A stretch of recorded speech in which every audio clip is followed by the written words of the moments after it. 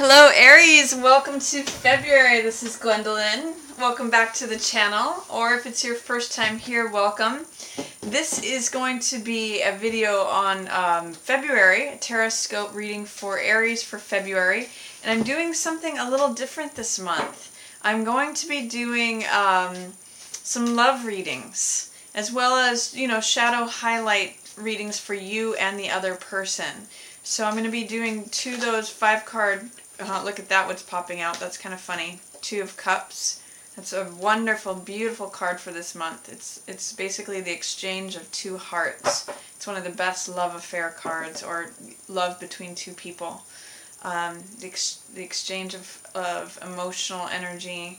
So that's what I'm doing this month, in celebration of Valentine's Day and the love month. And I'm also doing extended readings this month. If you'd like to get an extended love reading, I'm offering those as paid videos, and they're in the shape of a heart is the spread that I'm using.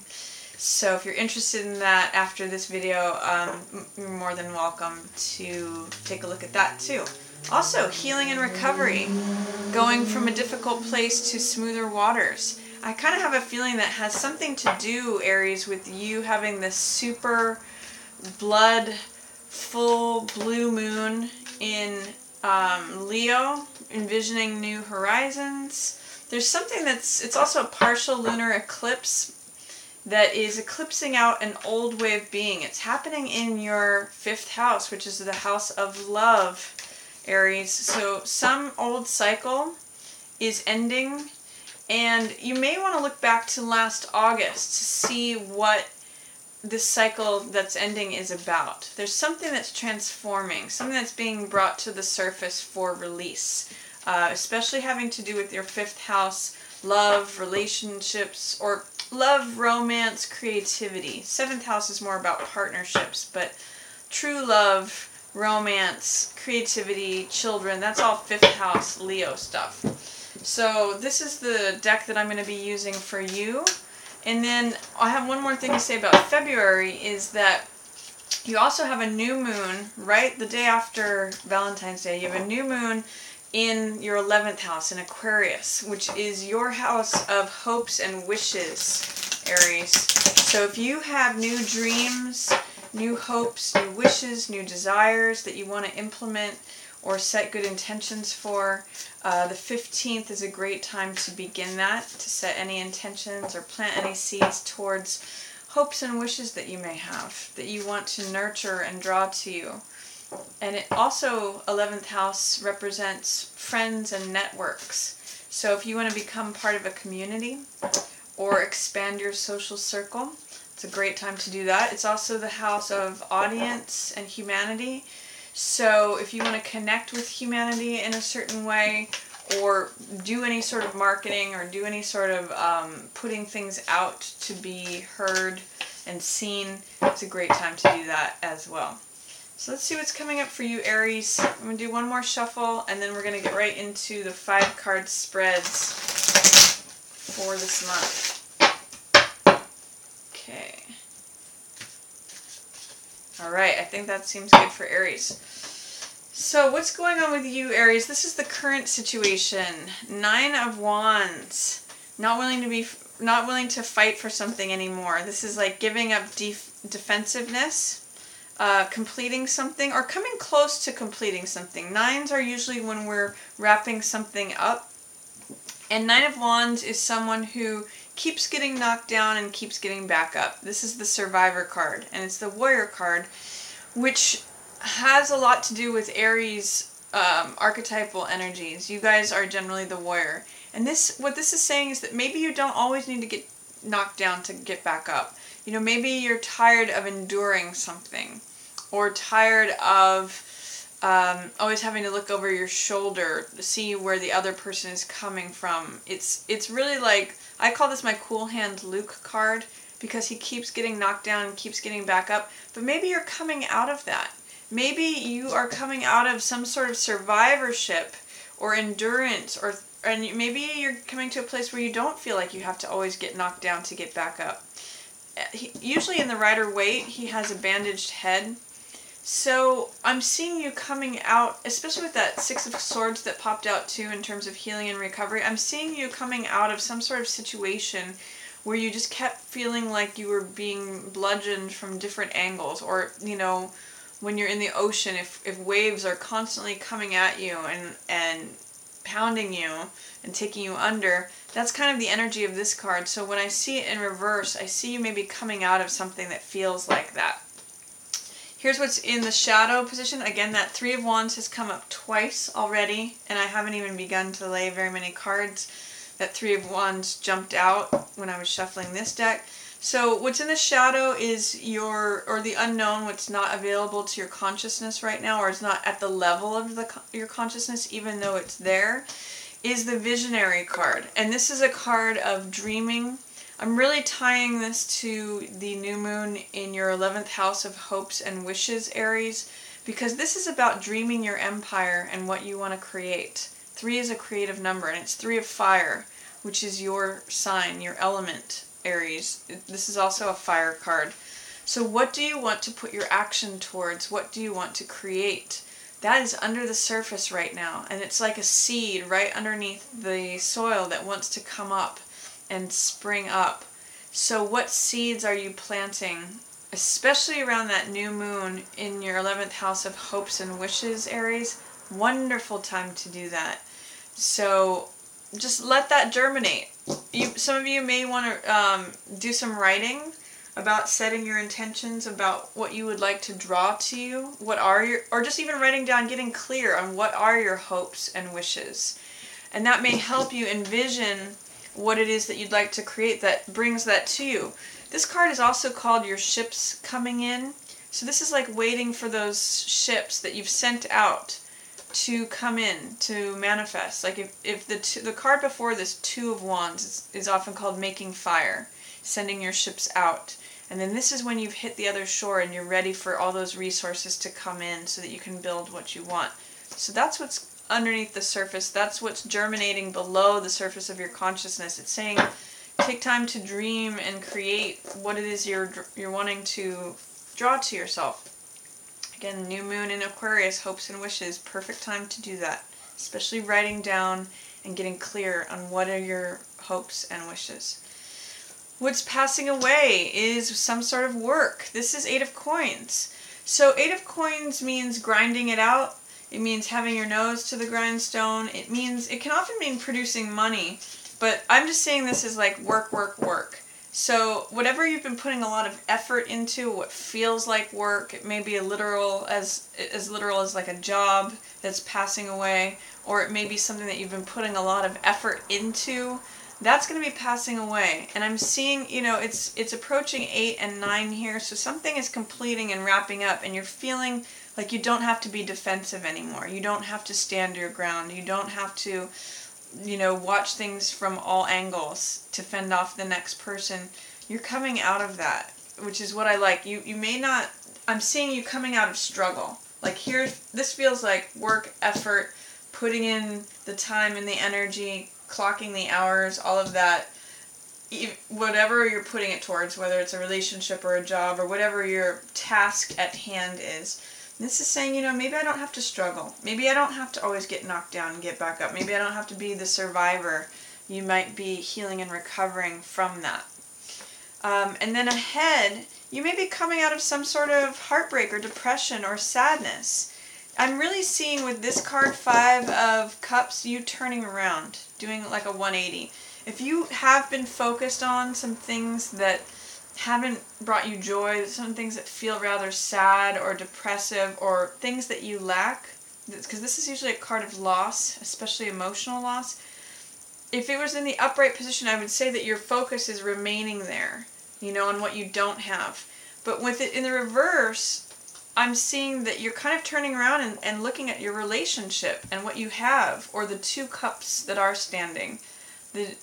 The cups represent our hearts and what fills our hearts. So you may be turning around saying, you know, maybe I don't have all this stuff, but look at this wonderful relationship I have. Or I might have, this may have been losses from the past, but look at what I still do have.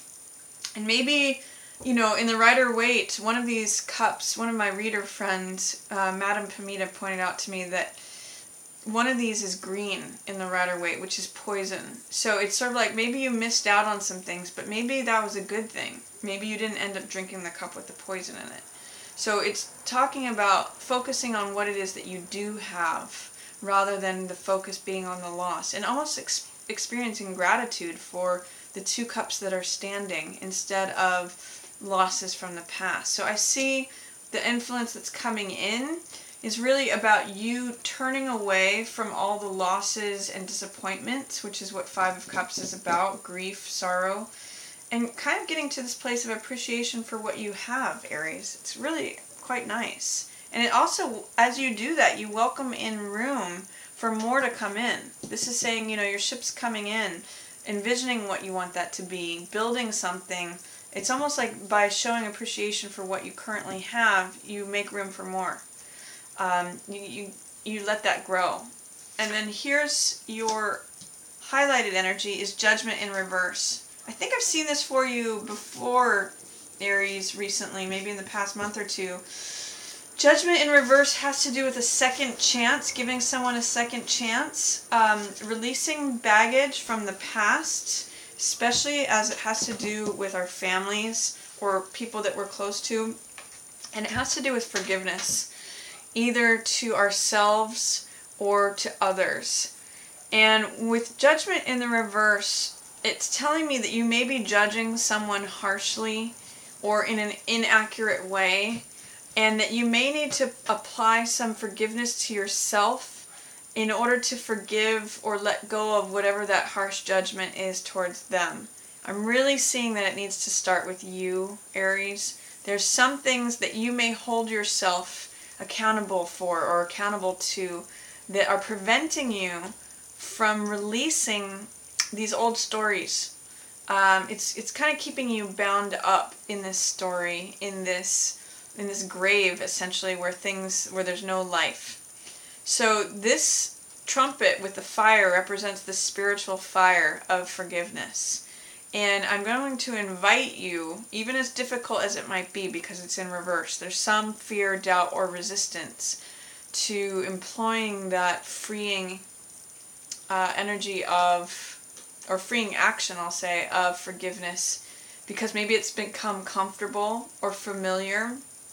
And maybe these stories, you know, these are old karmic stories from the past. This is old baggage. And maybe it's become comfortable or familiar to remain there.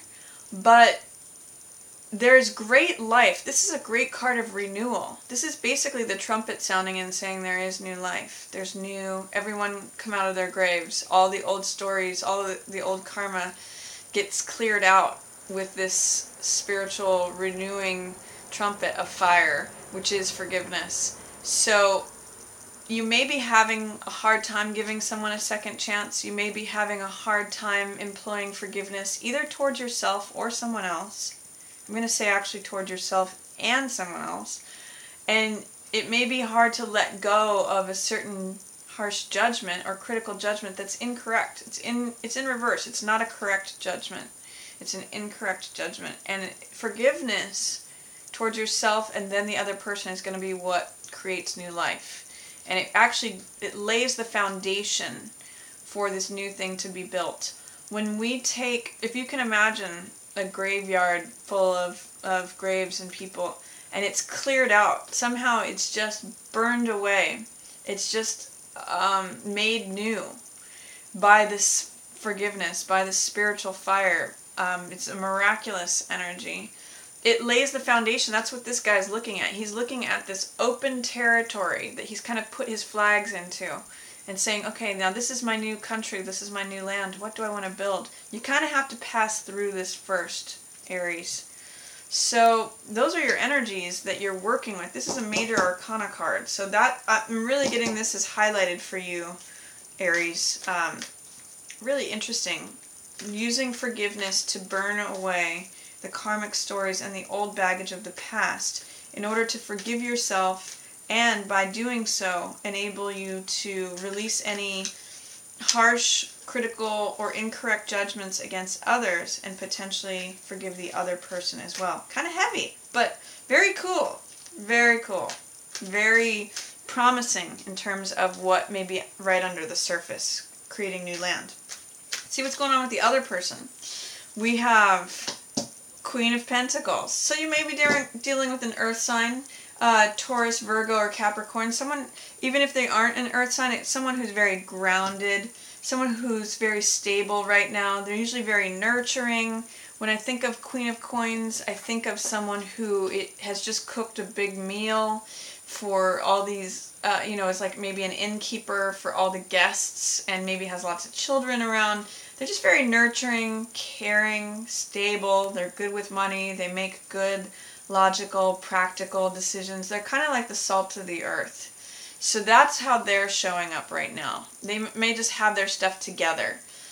In their shadow side, they have interesting Hierophant in reverse. Now, Hierophant represents conventionality, traditionalism, marriage, spirituality, higher teachings, things that have to do with society and groups and the norms and conventions of society. With this in reverse in the shadow position, there's something that they're avoiding in terms of Hierophant energy. So it may be avoiding the idea of marriage. It may be avoiding a certain spiritual truth. It may be not wanting to do things in a conventional manner or a traditional manner. It may be wanting to buck the system a little bit, or be a little bit rebellious. Sometimes that can show up. But it's not something that they're necessarily aware of, but this is something that's percolating under the surface. They may be saying, why am I not married? Or why am I wanting to go against the stream of normal convention? Why? They may be, because it's a shadow card for them, it's not at the level of their consciousness right now, but it may be coming to the surface. Those themes, things against tradition, against conventionality, against societal norms, that kind of thing is maybe going on for them. And for some of them too, I'm getting that they may be stepping away from some of their religious backgrounds. Some of them may be questioning or beginning to have thoughts of questioning their religious upbringings. For what's passing away, more major arcana here, Empress in reverse.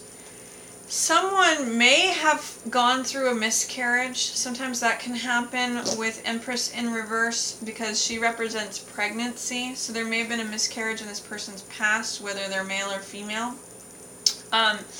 It may be too that they're letting go of any sort of ideas of lack or that they can't have it all.